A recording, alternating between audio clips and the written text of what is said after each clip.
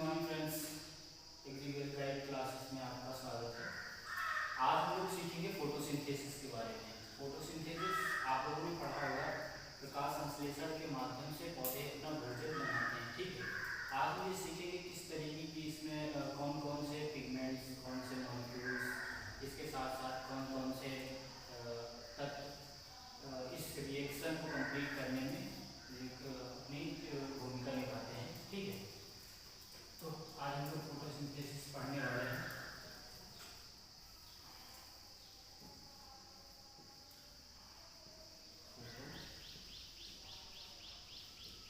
Photosynthesis, ठीक, हम लोगों ने पढ़ा होगा फोटोसिंथेसिस प्रकाश के माध्यम से पौधे अपना भोजन बनाते हैं। ठीक है, तो भोजन में मोस्ट इम्पोर्टेंट कौन कौन से कंपाउंड्स को मिलाकर कौन सा कंपाउंड्स बनता है और भोजन में कौन सा कंपाउंड बनाते हैं, प्लांट्स कौन का फूड होता कौन सा कंपाउंड है। ठीक है, तो सबसे पहले हम एक रिएक्शन छोटी सी देखते हैं। 6CO2 plus 12H2O gives out C6H12O6।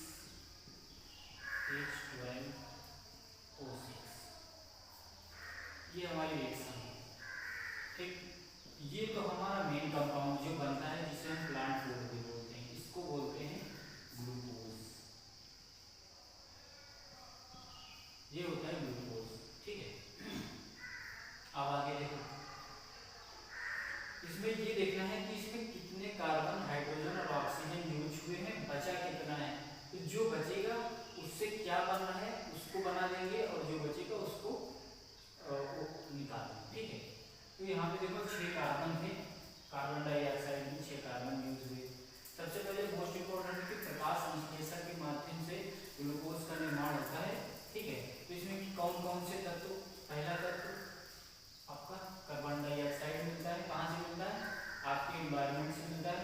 Second आपका वाटर, वाटर कहाँ से मिलता है आपको? आपसे जड़ों के माध्यम से पौधों को जल प्राप्त होता है। ठीक, अब देखो हाइड्रोजन कहाँ से मिल गया? हाइड्रोजन मिल गया यहाँ से 12 गुना 24 हाइड्रोजन है यहाँ पे, 12 हाइड्रोजन यहाँ पे यूज हो गए। अब ऑक्सीजन कितना? ऑक्सीजन हो गया 6। अब देखो 6 ऑक्सीजन कहाँ पे है? यहाँ पे 12 ऑक्सीजन यहाँ पे भी है और 12 ऑक्सीजन यहाँ पे भी है। तो क्या कर सकते हैं हम? चाहे ये वाला 6 ऑक्सीजन ले लें या फिर ये वाला। तो ये यहाँ अब यानी कि 12 और 6 18 ऑक्सीजन बचे बस यहाँ पे। तो अब क्या करना है? देखो कौन सा बचा? 6H2O plus 6O2। हाँ, 12 ऑक्सीजन यहाँ पे आ गए, 12 और 6 18। ये ऑक्सीजन देखो, ये यहाँ पे लगा हुआ 6 आगे, तो इसका मतलब 6 ऑक्सीजन यहाँ पे है और 6 2 6 12 ऑक्सीजन, 12 और 6 18, यानी कि पूरी की पूरी सर्कल कंप्लीट हो गई, सारे कंपाउंड्स अपना बन गए। अब देखो इसमें कौन कौन से तत्व प्रकाश संश्लेषण को कंप्लीट कराने में हेल्प करते हैं। ठीक है, तो इसमें सबसे ज़्यादा मोस्ट इम्पोर्टेंट होते हैं क्लोरोफिल्स, पिगमेंट्स। ठीक है, और ये प्रक्रिया होती कहाँ है? ये प्रक्रिया पौधों के हरे भाग में उपस्थित कोशिकाओं के क्लोरोप्लास्ट या हरित लवक में होती है। हरित लवक के भी एक पार्ट होता है जिसको बोलते हैं ग्रेना या स्ट्रोमा। ये 2 तरीके से, और ये रिएक्शन भी 2 तरीके से होती है।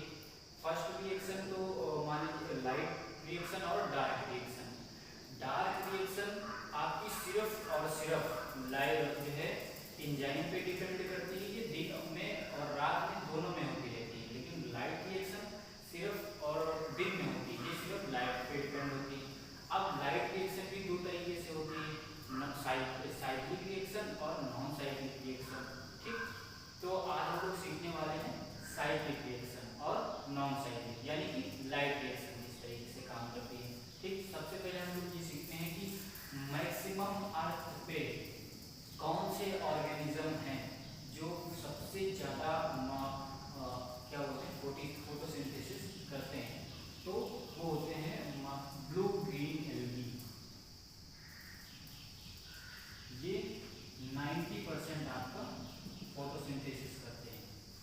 बाद बचा हुआ 10% अदर प्लांट्स रहते हैं। ठीक, अब देखो, अब इसमें हम देखते हैं कि क्लोरोप्लास्ट में या हरे ब्लॉक में कैसे काम करते हैं फोटोसिंथेसिस। आपने देखा होगा या पढ़ा होगा, इस तरीके से ये सिक्के के आकार की ग्रेना, यानी फोटोसिंथेसिस की लाइट रिएक्शन क्लोरोप्लास्ट के किस पार्ट में होती है, तो वो होती है ग्रेना। ये आपका ग्रेना है, और ये जो बाकी का पार्ट होता है यहाँ पे पॉइंट रखते हैं, इसको बोलते हैं स्ट्रोमा। ठीक है, अब देखो जो ये होता है ना, ये वाला पार्ट, यानी एक इसको स्ट्रोमा ग्रेना बोल देंगे एक को, ठीक है, या और पूरे को ग्रेनम। अब इसके पूरे के पूरे ग्रुप को क्या होता है, पूरे के पूरे ग्रुप को बोलते हैं थाइलाकोइड्स। पूरे ग्रुप को क्या बोलते हैं, थाइलाकोइड्स। ठीक है, अब देखो इसके एक डिस्क में किस तरीके से काम होता है उसके बारे में बात करते हैं। यानी कि एक ग्रेना में, तो एक ग्रेना में क्या होगा, एक ग्रेना में होगा, देखो ये ग्रेना है हमारी। अब ये कैसे काम करेगा, इसके चारों तरफ लगे होते हैं पिगमेंट्स। पिगमेंट्स के बारे में थोड़ा सा पढ़ लेते हैं, बहुत ज़्यादा नहीं। कौन कौन से टाइप के पिगमेंट्स होते हैं, कैसे काम करते हैं। तो सबसे पहला जो पिगमेंट होता है उसको बोलते हैं क्लोरोफिल ए। सेकेंड जो होता है इसको बोलते हैं क्लोरोफिल बी। थर्ड जो होता है उसको बोलते हैं कैरोटीन। अब देखो एक पिगमेंट एक मॉलिक्यूल में, यानी कि एक मॉलिक्यूल ग्रेना में कितने पिगमेंट होते हैं, पिगमेंट होते हैं 230 से 240 पिगमेंट होते हैं। ठीक, इतनी बात समझ में आती। और इन पिगमेंट्स के ग्रुप को क्या बोलते हैं, इस ग्रुप को क्या बोलते हैं, पिगमेंट्स के ग्रुप को बोलते हैं क्वांटा समूह। उम्मीद है कि इतना आपको समझ में आया होगा। अब देखो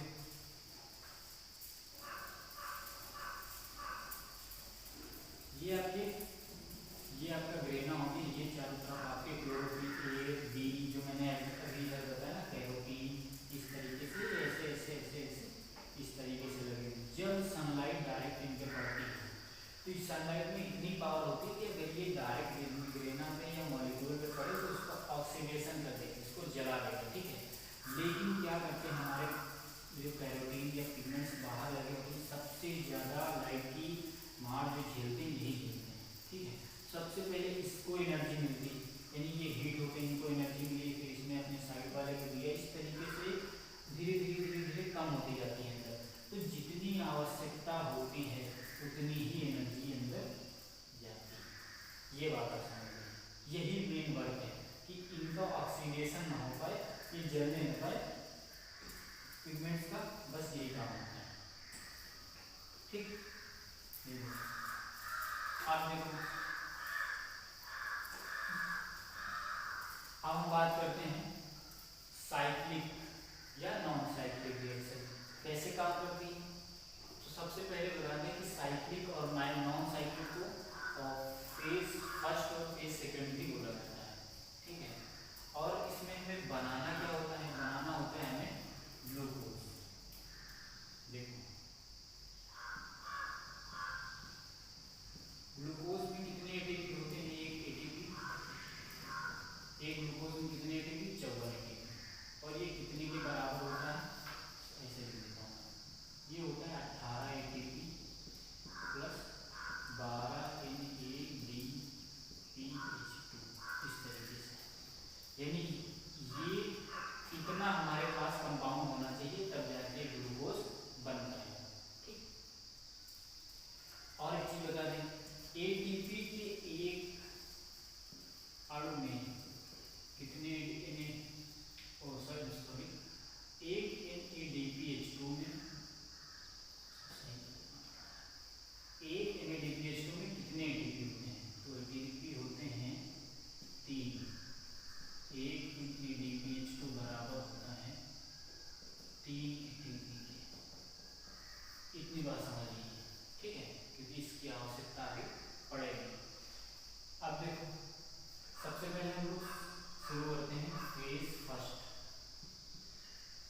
साइक्लिक रिएक्शन इस तरीके से। अब देखो साइक्लिक रिएक्शन कुछ कैसे काम करती है। साइक्लिक रिएक्शन का मतलब सबसे पहले तो इसमें सिर्फ इलेक्ट्रॉन का गेन होता है। एक इलेक्ट्रॉन एक स्थान से निकलकर दूसरे स्थान पर वापस उसी स्थान पर आ जाता है। जब कोई इलेक्ट्रॉन किसी एक जगह से निकलकर वापस उसी जगह आ जाता है तो उसे बोलते हैं फेज वन रिएक्शन या साइक्लिक रिएक्शन। जब कोई इलेक्ट्रॉन एक स्थान से निकलकर वापस किसी दूसरे स्थान पर चला जाता है तब उसे बोलते हैं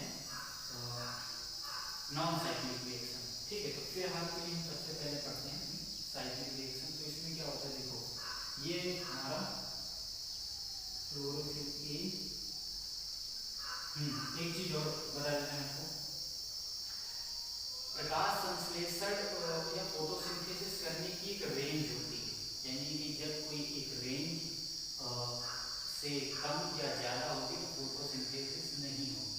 ठीक है, लेकिन इसके लिए एक रेंज होती है। तो फोटोसिंथेसिस का जो फेज वन होता है इसकी रेंज होती है 700 और फिर फेज सेकेंड होता है उसकी रेंज होती है 680। कैसे होती है? और फोटोसिंथेसिस की जो टोटल रेंज होती है वो होती है, सबसे पहले ये देखो 400 to 700 nanometre. Photosynthetically active radiation 400 to 700 nanometre. जब इतनी रेंज की लाइट मिलेगी प्लांट्स को तभी साइक्लिक और नॉन साइक्लिक रिएक्शन होगी। साइक्लिक रिएक्शन किस रेंज में काम करती है? साइक्लिक रिएक्शन काम करती है 700 नैनोमीटर लाइट जब मिलेगी तब साइक्लिक रिएक्शन एक्टिव होगी। जब 680 यानी कि यहाँ पे लिख लेते हैं इस तरीके से 680 नैनोमीटर की जब लाइट यानी कि 700 से कम वाली जब लाइट इसको मिलती है तब जाके ये फेज सेकेंड या नॉन साइक्लिक रिएक्शन एक्टिव होती है। समझाने के लिए बता दिए, इसके बाद अभी आगे बताते हैं। इतनी बात समझ लीजिए, ठीक। अब देखो यहाँ पे इसके चारों तरफ लगे होते हैं क्लोरोफिल ए, बी और बहुत सारे कैरोटीन। जब इसको मिलता है सनलाइट मिला यहाँ से, इसी तरीके से अभी बताया था यहाँ पे मिला सनलाइट जैसे ही मिलता है तो यहाँ पे इसमें रहते हैं इलेक्ट्रॉन सबसे पहले तुरंत यहाँ से निकलता है बहुत तेजी से और पहुँचता है किसके पास? पहुँचता है फेरोडॉक्सिन के पास, को बोलते हैं FD। इसको FD भी बोल सकते हैं। अब देखो कुछ साइंटिस्ट का मानना है कि ये फेरोडॉक्सिन के पास नहीं जाकर FRS के पास जाता है। ठीक, ये कंपाउंड है, सबसे पहले यहाँ जाता है फिर यहाँ जाता है इस तरीके से। अब फेरोडॉक्सिन के पास कहाँ जाता है इलेक्ट्रॉन? फेरोडॉक्सिन के पास जाएगा क्राइटोसोम B6 के पास। अब जाएगा क्राइटोसोम B6 के पास। ठीक, यहाँ से यहाँ पे आया इलेक्ट्रॉन, इसने अपनी कुछ एनर्जी को खर्च किया, फिर यहाँ पे आएगा तो यहाँ पे रखा होता है ADP मशीन डाइफॉस्फेट, और ये इलेक्ट्रॉन की कुछ एनर्जी को यूज करके इसको बदल देता है, ADP को बदल देता है ATP में। फिर ये आ जाता है क्राइटोसोम F में। अब देखो अब ये जाता है फोटोसाइनिन के पास। फोटोसाइनिन, ठीक है, एक ADP यहाँ पे और एक ATP यहाँ पे होता है मशीन डाइफॉस्फेट,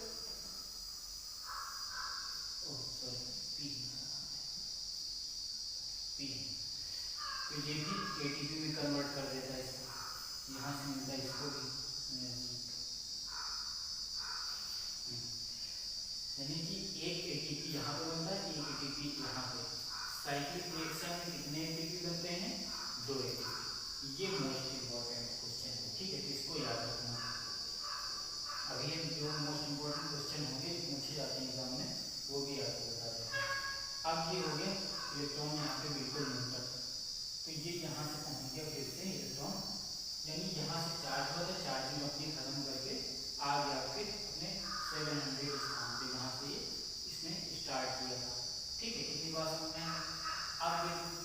इसके क्वेश्चन कौन कौन से पूछे जाते हैं?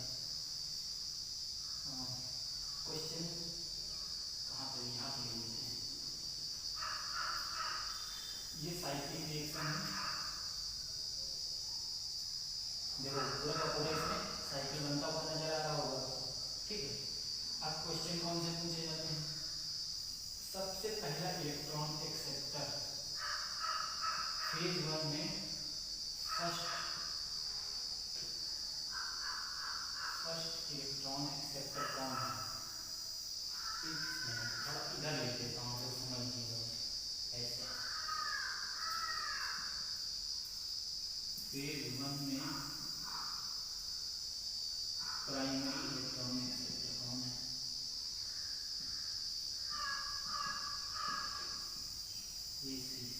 कौन है कौन? फेरोलॉजी। इसको हम शॉर्टकट में FD लिखे हैं, ठीक। अब देखो कितने ATP बनते हैं, तो 2 ATP बनते हैं। इतनी बात समझ में आ गई। तो एक्टिव कब होता है? एक्टिव होता है 700, इसको PAR लिख देते हैं, PAR 700 नैनोमीटर। इतनी बात समझ में आएगी। ये हो, इसमें सबसे पहले ये क्वेश्चन पूछा जाता है, सबसे पहले इलेक्ट्रॉन एक्सेप्टर कौन है? पैराडॉक्स। कितने ATP बने? एक ATP यहाँ तो पहले रखा हो, पहले से था, ठीक है। एक इलेक्ट्रॉन की कुछ चार्जिंग एनर्जी उसने अपने अंदर ली और ATP को ATP में कन्वर्ट कर दिया। उसी तरीके से यहाँ पे एक ATP बन गया, यानी कि 2 ATP बन गया। फिर इसकी जो एनर्जी थी न्यूट्रल होगी, न्यूट्रल होने के बाद वापस 700 में वापस चला जाता है, ठीक है। अब देखो, अब आगे बात करते हैं नॉन साइक्लिक में। नॉन साइक्लिक में क्या होता है? नॉन साइक्लिक में अपना इलेक्ट्रॉन किसी दूसरे के पास चला जाता है, यानी उसके पास ना होकर के दूसरे के पास चला जाता है, ठीक। अब देखो लगभग कुछ हिस्सा इसका और इसका दोनों का एक जैसा होता है, ठीक है।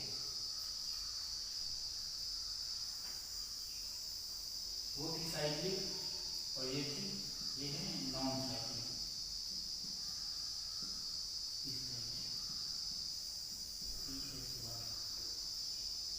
इतनी बात समझ लीजिए, ये ठीक।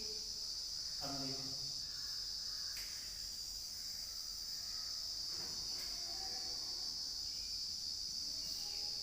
680 नैनोमीटर, 680 नैनोमीटर या इससे कम की लाइट जैसे ही इसको मिलती है ये एक्टिव हो जाता है। यानी आप ये कह सकते हैं कि कम खर्च में अपना काम चला लेता है ये, और ये इसको 700 की जरूरत है, यानी ये ज़्यादा खर्च में अपना काम चलाएगा, ठीक है। तो इसका मतलब ये कम में काम ज़्यादा काम करता है और ये कम काम करता है। ये ज़्यादा में ज़्यादा काम करता है और ये कम में काम ज़्यादा काम कर देता है। ज़्यादा ताकतवर कौन हुआ? 680, यानी इसकी इस 700 से 680 की पावर ज़्यादा है, ठीक। अब देखो जैसे वहाँ पे था, वहाँ पे क्या होता है, ये इसके चारों तरफ वही पिगमेंट्स, जैसे सनलाइट पड़ी, इसके अंदर बैठा इलेक्ट्रॉन हो गया एक्टिव। जब एक्टिव हो तो सबसे पहले किसके पास गया? सबसे पहले गया फोटो न्यूट्रॉन के पास, ठीक। अब इसमें भी कुछ साइंटिस्ट का मानना है कि ये जाता है फोटो फाइटन के पास, ठीक है। अब ये जाता है फोटो फाइटन के पास, यहाँ से इलेक्ट्रॉन इसमें निकलेगा, इसमें निकलेगा और इसमें भी निकलेगा। ये पहुँच गया फोटो फाइटन के पास। अब ये दूसरा आ गया, अब इसमें अब ये कहाँ जाएगा? अब ये जाएगा क्राइटोसोम B6 में। कितनी बार समझ में आ गई? यहाँ से इलेक्ट्रॉन पहुँचा और क्राइटोसोम B6 में, फिर ये जाएगा कहाँ? क्राइटोसोम F में जाएगा, ठीक है। यहाँ से इस तरीके से क्राइटोसोम F में जाएगा। अब यहाँ उसमें फर्स्ट वाले में ATP बने, अब इसमें कहाँ है ATP बनेगा? इसमें बनेगा ATP यहाँ ADP से यहाँ रखा हुआ था और एक इसने इलेक्ट्रॉन से चार्जिंग लेके कन्वर्ट कर दिया।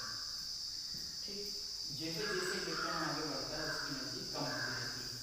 ठीक, अब ये फोटो क्राइटोसोम में होता है। फिर ये इलेक्ट्रॉन अपने 680 का एक इलेक्ट्रॉन अपने उसी स्थान पे ना जा सके, ये 700 के इलेक्ट्रॉन यानी यहाँ इसका इलेक्ट्रॉन 700 में चला जाता है, यानी इसी के पास वापस आ रहा था इलेक्ट्रॉन, लेकिन इसका इलेक्ट्रॉन यहाँ से निकल करके 700 में इलेक्ट्रॉन जा रहा है।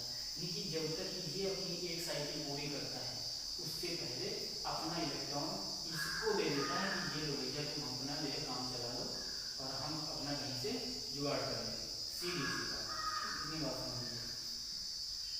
ये इलेक्ट्रॉन हो गया, बात समझिए। ठीक, आप देखो मैंने बताया कि ये ज़्यादा पावरफुल है 700 के कंपेयर। तो अगर ये ज़्यादा पावरफुल है तो अब भी इसको भी इलेक्ट्रॉन चाहिए, क्योंकि इसके पास होगी इलेक्ट्रॉन की कमी, तो कहीं से भी पूरी करवा दो इसके इलेक्ट्रॉन की कमी। अब कहाँ से इसकी पूरी होगी? तो ये ज़्यादा पावर है तो कहाँ से पूरी करता है? ये पूरी करता है वाटर के मॉलिक्यूल्स। कैसे? ये वाटर को तोड़ देता है। कैसे तोड़ता है वो देखते हैं। अब देखो वाटर, ये हो गया वाटर हमारा। अब इसको तोड़ना कैसे है? इसके स्पीड में तोड़ता है, ये तोड़ेगा मैग्नीज और क्लोरीन की उपस्थिति में। किसमें किसमें तोड़ेगा? 4 हाइड्रोजन निकालेगा प्लस 4 इलेक्ट्रॉन निकालेगा प्लस ऑक्सीजन 2 निकालेगा। 2 ऑक्सीजन तो निकल गए इन्वायरमेंट में आके, ये 4 इलेक्ट्रॉन यहाँ, यानी इसके पास जो एक इलेक्ट्रॉन की कमी थी वो यहाँ से पूरी हो जाएगी। बात समझिए, यहाँ पे जो गया तो उससे मतलब नहीं, इसने अपना दूसरे को दे दिया और अपना इस्तेमाल कहीं से इसने अपना जुगाड़ कर दिया। अब देखो और कौन बचा? हाइड्रोजन बचा। अब हाइड्रोजन कहाँ से क्या करेगा? तो हाइड्रोजन देखो यहाँ बनेगा। अब यहाँ पे देखो क्राइटोसोम B6 आ रहा है, लेकिन यहाँ पे बैठा होता है NADPH पहले से। ये नॉन साइक्लिक में बैठा होता है, साइक्लिक में नहीं बैठा होता है, ये बात ध्यान रखिए। ये आ गया हाइड्रोजन यहाँ पे,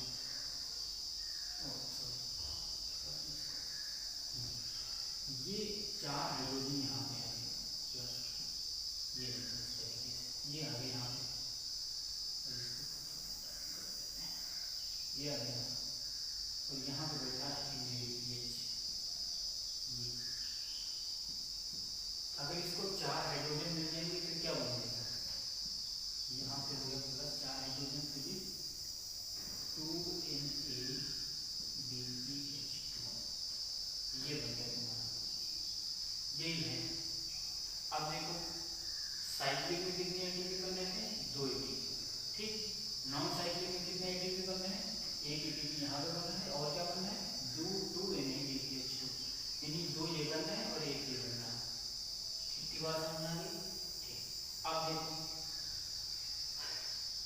अब हमें काउंट करना है कि हमें 18, मैंने बताया था ना, ये दो यहाँ पे लिखा हुआ है, 18 एटीपी चाहिए और 12 NADPH2, यानी ये ग्लूकोज बनाने के इतना तो हमें चाहिए ही चाहिए, हर आदमी कैसे ये पूरा करना है। ठीक है, अब देखो अब क्या करते हैं, ऐसा करते हैं कि इस रिएक्शन को थोड़ा सा साइड कर देते हैं, यानी कि मान लो ये 6CO2 प्लस 12H2O और ये रिएक्शन है। ठीक, आप देखो यहाँ से वो कर सकते हैं कैलकुलेशन। फेज वन में क्या क्या बन रहा है? फेज वन में बन रहा था 2 एटीपी एक बार में, तो कितना हुआ? 2 एटीपी एक बार में बनेगा तो कितना हो जाएगा? 2 एटीपी बनेगा तो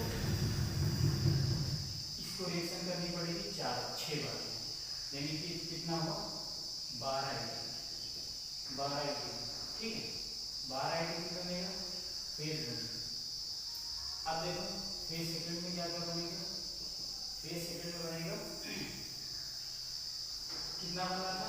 1 एटीपी बनना था फेज सेकंड में प्लस 2 NADPH2 बनना है। इसको 6 से कर रहे हैं तो इसको भी 6 से करेंगे। 6 बार ये रिएक्शन जाएगी तो 6 एटीपी यहाँ पे बने plus 12 ATP H2, 12 ATP H2 ये बने। देखो 12 एटीपी और 6 कितना हुआ 18 ATP plus 12 ATP H2, 12 ATP H2 ये बना। तो अगर 12 एटीपी H2 बना तो एक एटीपी H2 बराबर होता है 3 एटीपी। तो 12 का मतलब कितना हो गया? वैसे तो अगर देखा जाए तो ये 12 एटीपी H2 और 18 एटीपी बन गया, लेकिन अगर टोटल 54 एटीपी बनाना है तो 54 में 12 3 36 और 18 54 एटीपी। ये देखो यहाँ ये बन गया ग्लूकोज। इतनी बात समझ में आई? देखो बहुत सिंपल है, तो थोड़ा सा ध्यान देना है, बाकी सारी चीज़ें अपना आराम से हो जाएगा, बस थोड़ा सा ध्यान दे दो। आप देखो इसमें पहला 680 में कौन सा कंपाउंड बन रहा है, इसको कैलकुलेशन थोड़ा बता देते हैं, आप देख लीजिएगा। पहला कंपाउंड कौन सा है? पहला कंपाउंड है पहला इलेक्ट्रॉन एक्सेप्टर कौन है? 6 फेज सेकेंड में फोटो इलेक्ट्रॉन। एक साइकिल में कितनी एटीपी बन रहे हैं? 1 एटीपी प्लस 2 NADP H2 बनना एक बार। ठीक, एक्टिव कब हो रही? जब 680 नैनोमीटर की कम लाइट मिल रही है तब एक्टिव होना है। ठीक, ओके, थैंक यू। आज के लिए बस इतना ही, बाकी एग्रीकल्चर क्लासेस में अब लाइक करिए, फॉलो करिए।